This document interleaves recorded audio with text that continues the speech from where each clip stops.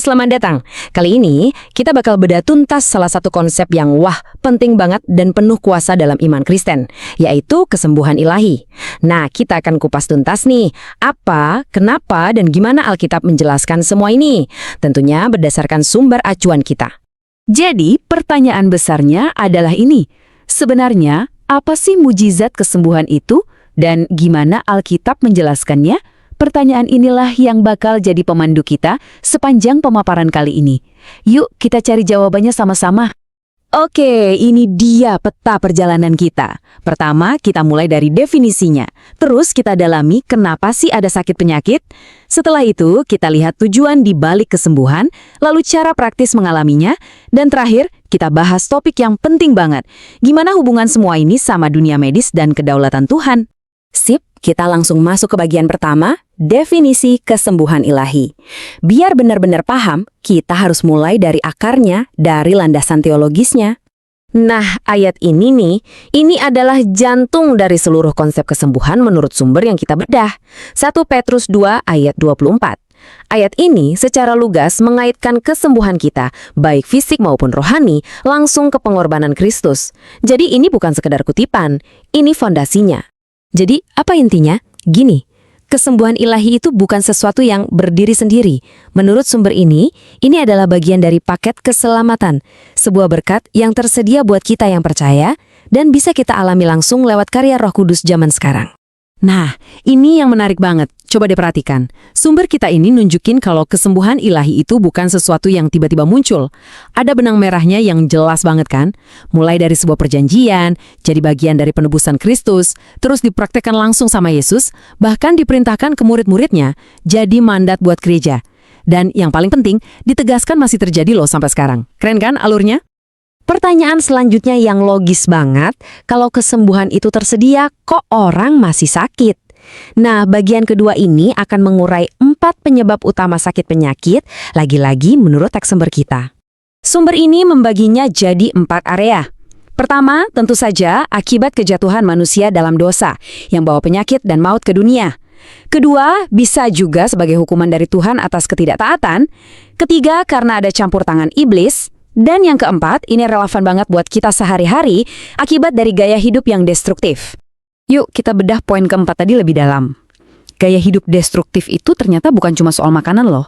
Sumber ini secara spesifik menyebutkan pola pikir negatif, kayak amarah, kepahitan yang disimpan, dan juga keinginan jahat.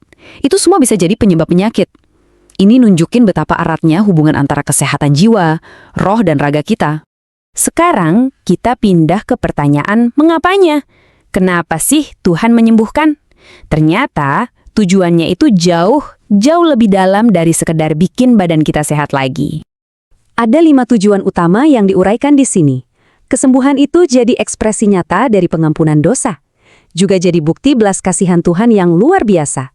Selain itu, ini adalah cara untuk menunjukkan kuasa kerajaan Allah di bumi, dan yang paling utama untuk memuliakan namanya dan membangun iman setiap orang yang melihatnya. Dan ini salah satu pernyataan paling kuat dari sumber kita. Coba kita resapi. Kesembuhan dan pengampunan dosa. Ya, keduanya bisa dibedakan. Satu fisik, satu rohani. Tapi, pada dasarnya, keduanya nggak bisa dipisahkan. Kenapa? Karena sumbernya sama. Karya penebusan Kristus di kayu salib. Oke, kita sudah tahu definisinya, penyebab sakitnya, sampai tujuannya. Sekarang, kita masuk ke bagian yang paling praktis. Gimana caranya seseorang bisa mengalami langsung kuasa penyembuhan Tuhan? Sumber ini menyajikan 4 langkah. Semuanya dimulai dari fondasi yang paling dasar, percaya dan menerima Kristus. Lalu, karena dosa bisa jadi penghalang, langkah kedua adalah bertobat dengan sungguh-sungguh. Nah, setelah itu, baru kita memohon dengan iman, dan terakhir, kita tunjukkan keseriusan iman itu dengan cara bertekun. Gak gampang menyerah. Gambar ini keren banget ya, benar-benar menangkap inti dari langkah ketiga dan keempat tadi. Iman itu percaya pada apa yang Tuhan katakan.